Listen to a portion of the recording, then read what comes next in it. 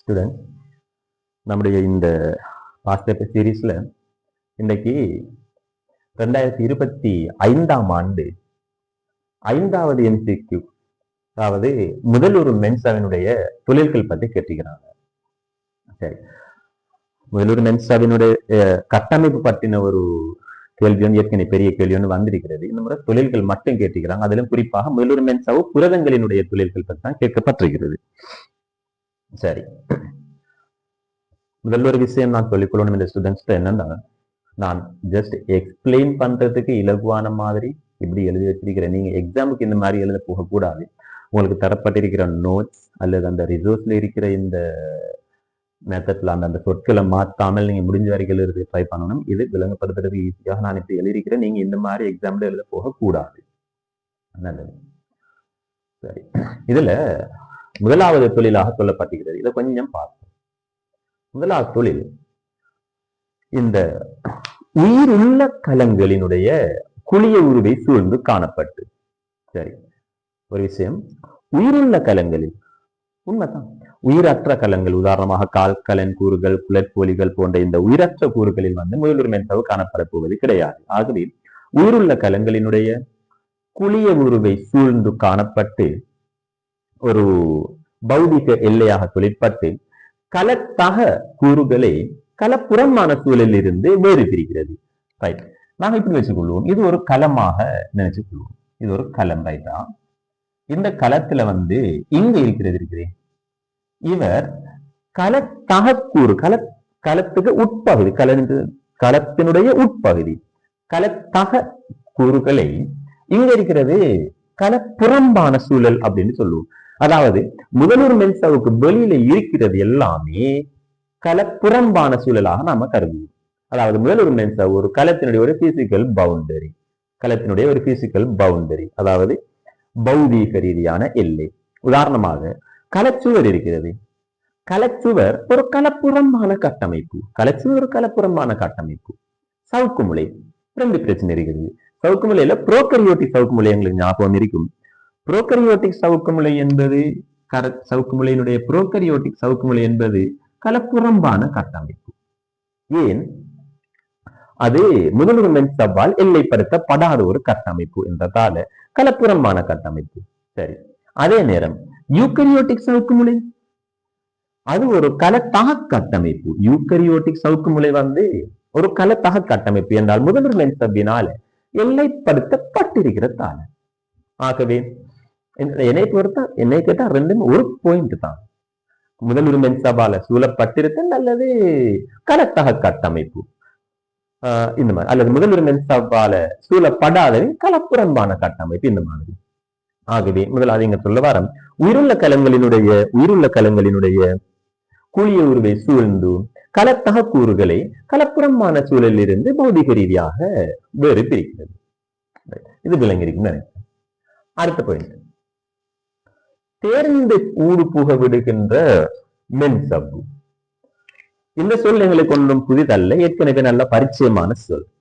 உதாரணமாக சொல்றேன் பாருங்க, சகல உயிர்கலங்கள், அதாவது சகல கலங்களுக்கும் பொதுவான இயல்புகள் அப்படின்னு சொல்லி இந்த செல் பயாலஜி ஆரம்பிக்கும் போதே நாங்க படிச்சிருக்கிறோம்.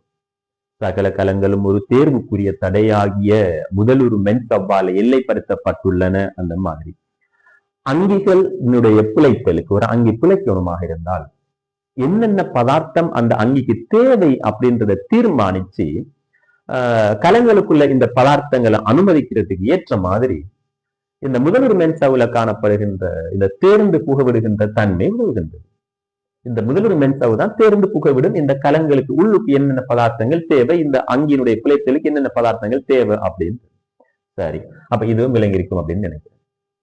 அடுத்தது, கலங்களை ஒன்றோடொன்று தொடர்பாட செய்தல் அப்படின்ற சம்பவம். ஒரு இலையத்தை எடுப்போம். இளையங்கள் என்பது ஒரு கலங்களினுடைய கூட்டம் தானே. இலை என்பது கலங்களினுடைய கூட்டம். ஆகவே இந்த இளையத்தில் உள்ள கலங்களுக்கு இடையில சமிக்ஞைகள் பரிமாறப்படணும், தொடர்பாடல் எப்பவுமே இருக்கணும்.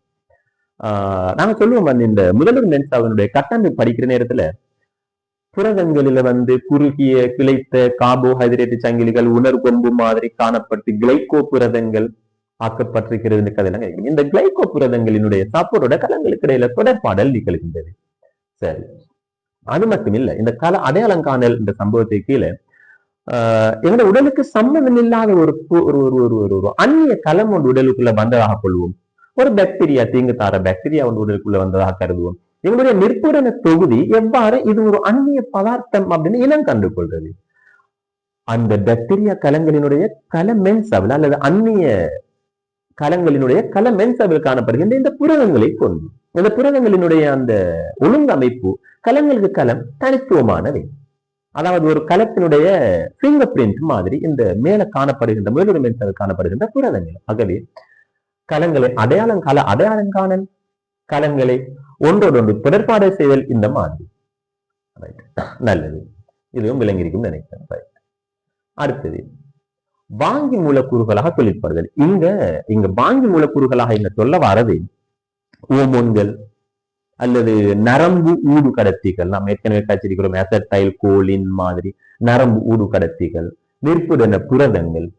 இந்த மாதிரி பதார்த்தங்களை வாங்கி இருக்கிற வாங்கி மூலக்கூறுகளாக இந்த முதலுறு மென்சாவில் காணப்படுகின்ற புரதங்கள் இருக்கிறது. இந்த மாதிரி உதாரணமாக முதலுறு மென்சாவு இப்படி இருக்குதுன்னு சொன்னா முதலுறு மென்சாவு இந்த மாதிரி காணப்படும் சொன்னால் இதுல இருக்கிற இந்த மாதிரி புரதங்கள் காணப்படுகின்றன. இந்த மாதிரி புரதங்கள் இருக்குது.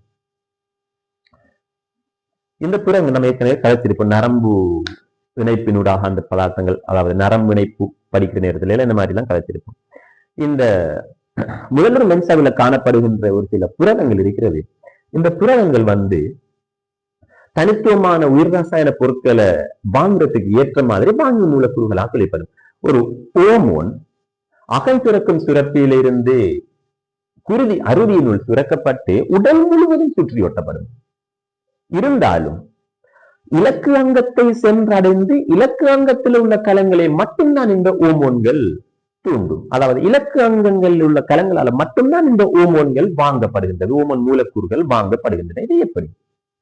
அதுதான் இலக்கு அங்கங்களில் காணப்படுகின்ற கலங்களில் மட்டும்தான், இலக்கு அங்கங்களினுடைய கலங்களில் காணப்படுகின்ற முதலுறு மென்சாவில் அந்த குறிப்பிட்ட ஓமோனை வாங்குவதற்கு உரிய வாங்கி மூலக்கூறுகள் காணப்படுகிறது. ஏனைய அங்கங்கள்ல இருக்கிறது இல்லை. ஆகவே ஏனைய அங்கங்களில் அந்த ஓமோன் போய் தொழிற்பாட போறது கிடையாது. இதுதான் இங்க சொல்ல வந்திருக்கிற விஷயம். சரி, ஆகவே வாங்கி மூலக்கூறுகள், அதாவது முதலுறு மென்சாவில் சில தனிப்புரத மூலக்கூறுகள் தனித்துவமான உயிர் ரசாயன பொருட்களான ஓமோன்கள், நரம்பு கடத்திகள், நிற்புடன புரதங்களின் இடைத்தாக்கம் புரிவதற்கு, யார் அந்த கலம் இடைத்தாக்கம் புரிவதற்கு ஏற்ற மாதிரி வாங்கி மூலக்கூறுகளாக தொழிற்படுதல். சரி, அடுத்தது கல வடிவத்தை பேணுவதில் உதவுதல். இதுவும் புதிதல்ல. இதுவும் நாங்க ஏற்கனவே குளிய வன்கூடு படிக்கிற நேரத்துல படிச்சிருக்கிறோம். குளிய வன்கூட்டில் ஒரு பாயிண்டே இருக்குது, குளிய வன்கூடுகள் கல வடிவத்தை பேணுவதில் உதவும் அப்படின்னு சொல்லி. சரி, அதுக்கும் முதலுறு மென்சாவில் காணப்படுகின்ற புரதங்களுக்கும் தொடர்பு இருக்கிறது. உதாரணமாக நாங்க சொல்லுவோம் இந்த மாதிரி, இது ஒரு முதலுறு மென்சாவு. இந்த முதலுறு மென்சாவில் காணப்படுகின்ற இந்த புரதங்கள் இருக்குது தானே, இந்த புரதங்களோட குளிய வன்கூட்டு கூறுகள், ஒரு சில குளிய வன்கூட்டு கூறுகள், உதாரணமாக எட்டு நிலைகள் மாதிரி வச்சுக்கொள்வோம். இந்த குளிய வன்கூட்டு கூறுகள் முதலுறு மென்சாவில் காணப்படுகின்ற இந்த புரதங்களோட நங்கூரமிடப்படுகின்றன. நங்கூரமிடப்பட்டு இந்த முதலுறு மென்சாவை இழுக்கிறது, இந்த கலத்தினுடைய வடிவத்தை மாற்றுறது, இந்த மாதிரி வேலை எல்லாம் செய்யக்கூடியதாக இருக்கும். உதாரணமாக இப்படி சொல்லுவோம், போலிப்பாதங்களை உருவாக்கும். போலிப்பாதங்களை உருவாக்கும் போது முதலுறு மென்சாவை இழுக்கிறது. இதெல்லாம் இந்த குளிய வன்கூட்டில் இருக்கிற இந்த எக்டி நிலைகள் போன்ற இந்த நார்களினுடைய வேலை. இதுக்கு ஏற்ற மாதிரி முதலுறு மென்சாவில் காணப்படுகின்ற புரதங்கள் நங்கூரம் விடுறதுக்கு இடம் கொடுக்கிறது. விலங்கு கலங்கள்ல குளியூர் பிரிவு நிகழும் போது பிளவு சால் உருவாகிறதாக சொல்லியிருக்கோம். பிளவு சால் உருவாகும் போது முதலுறு மென்சாவு உள்நோக்கி இழுக்கப்படுகிறது. அதையும் வேணுமெண்டா இதை சொல்லிக் கொள்ளலாம். இந்த மாதிரி கல வடிவத்தை மெயின்டைன் பண்றதுல குளிய வன்கூட்டுக்கு பங்கு இருக்குது. அதே மாதிரி முதலுறு மென்சாவில் உள்ள இந்த புரதங்களுக்குமே பங்கு இருக்குது, இந்த நங்கூரம் விடுறதுக்கு இடம் கொடுக்கிறதால. சரி, இறுதியாக சில புரதங்கள் எங்க முதலுறு மென்சாவில காணப்படுகின்ற சில புரதங்கள் நொதியங்களாக தொழிற்படுமா. போசனை படிக்கிற நேரத்துல சிறுகுடல் படிச்சிருப்போம். அந்த சிறுகுடல்ல தொகுக்கப்படுகின்ற நொதியங்களில் சில நொதியங்கள் சிறுகுடல் உள்ளிடத்துக்குள்ள விடுவிக்கப்படும். ஆனால் ஒரு சில நொதியங்கள் சிறுகுடல் மேலணிக்கலன்கள்ல இருக்கிற இந்த அறிகுறி சிறுகுடல் மேலணிக்கலன்கள். இந்த மேலணிக்கலன்களில் காணப்படுகின்ற இவை நுண் சடைமுலைகள், தூரிகை விளிம்புகள் போன்று தோற்றம் அளிக்கும். இந்த கதையெல்லாம் ஏற்கனவே போசனை படிக்கிற நேரத்தில் படிச்சிருக்கிறோம். இங்க இந்த தூரிகை விளிம்புகள் இருக்குது இல்லையா, இந்த தூரிகை விளிம்புகள் இங்க இருக்கிற முதல் ஒரு மென்சவ்வுகளில் மென்சவ்வு புரதங்களாக சில நொதியங்கள் இங்க சேமிக்கப்பட்டிருக்கும். உதாரணமாக லெக்டேஸ் மாதிரி, சுக்ரேஸ், லெக்டேஸ் இந்த மாதிரி நொதியங்கள். இவங்களுக்கு சொல்லுற இந்த தூரிகை விளிம்புல சேமிக்கப்பட்டிருக்கிறதால தூரிகை விளிம்புக்குரிய நொதியங்கள் அப்படின்னு சொல்லுறது. ஆகவே இந்த முதலுறு மென்சவில காணப்படுகின்ற சில புரதங்கள், அதாவது இந்த தூரிகை விளிம்புக்குரிய நொதியங்களை தான் சொல்ல வராங்க, நொதியங்களாக தொழிற்படக்கூடியவை. சரி, இந்த விளக்கம் போதும் அப்படின்னு நினைக்கிறேன். நாங்க கேள்வியை பார்ப்போம். முதலுறு மென்சவ்வு புரதங்களின் சரியான தொழில்களை தெரிவு செய்த. ஒன்று, அருகில் உள்ள கலங்களை ஒன்றோடொன்று தொடர்பாடு செய்தல். கிளைகோ புரதங்கள் அந்த இப்ப நம்ம ஏற்கனவே சொன்ன கதை தான். அப்புறம் ஏ உண்மையானது. தனித்துவமான உயிர் ரசாயன பொருட்களுடன் இடைத்தாக்கம் புரிய செய்வதற்கு வாங்கிகளாக தொழிற்பது. ஒரு கலம் தனித்துவமான இந்த உயிர் ரசாயன பொருட்கள், உதாரணமாக ஓமோன்கள், நரம்பு ஊடு கடத்திகள் மாதிரி, நெற்பிடன புரதங்கள், இந்த மாதிரி தனித்துவமான உயிர் ரசாயன பொருட்களுடன் இடைத்தாக்கம் புரியறதுக்கு, இந்த கலங்கள் இடைத்தாக்கம் புரியறதுக்கு ஏற்ற மாதிரி வாங்கி மூலக்கூறுகளாக இந்த முதலுறு மென்சவ்வில் உள்ள புரதங்கள் உதவும் சொல்ல வராது. உண்மையான கூற்று. கல வடிவத்தை பேணுவதில் உதவும் குளியவன் கூட்டு கூறுகள் சில முதலுறு மென்சவ்வில் காணப்படுகின்ற இந்த புரதங்களோட நங்கூரமிடப்பட்டு இந்த கல வடிவத்தை மாத்திரத்தில் அல்லது கல வடிவத்தை மெயின்டைன் பண்றதுல உதவும் அப்படின்ற கதை. அப்ப அதுவும் ஓகே. சரி, ஏபிசி ரைட்.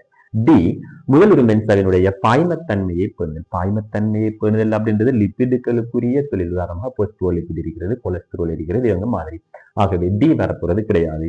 ஏபிசி 5வது கொடுக்கலாம். இதுல வேற ஏதாவது பிரச்சனை இருந்தாலும் அல்லது விளங்காத மாதிரி இருந்தாலும் வேற ஏதாவது டவுட் இருந்தாலும் ஒரு கமெண்டாகவோ அல்லது மெசேஜாகவோ அறிய தந்தீங்கன்னு சொன்னா நான் முடிஞ்ச வரைக்கும் அதை கிளியர் பண்றதுக்கு ட்ரை பண்றேன் இந்த ஸ்டூடெண்ட்ஸுக்கு. அஸ்ஸலாமு அலைக்கும்.